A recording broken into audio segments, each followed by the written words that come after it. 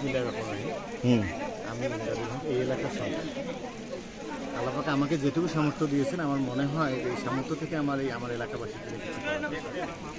তো শিক্ষা যেহেতু জাতির মেরুদণ্ড, শিক্ষাই পারে একটা রাষ্ট্রকে গঠন করতে।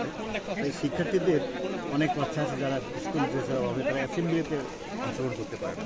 তো তাদের এই অভাবটুকু পূরণ করার জন্য আমার এই ক্ষুদ্র প্রয়াস।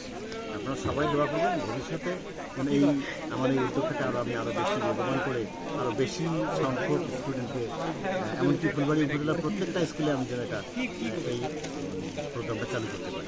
আচ্ছা, আর একজন ভাই বলে গেছে যে শুধু ফুলবাড়ি নয়, এটা কুড়িগ্রামে যেন বিস্তার হয়, সে সম্বন্ধে এটার বিষয় হলো যে আমরা হয়তো আমার যে সামর্থ্য তাতে আমি হয়তো ফুলবাড়ির বাইরে যেতে পারবো না, কিন্তু আমি আশা করব যে আমাদের দেখে, আমাদের এই ফুলবাড়ির মানুষদের এটা দেখে অন্যান্য উপজেলার সবাই এটা চালু করবে।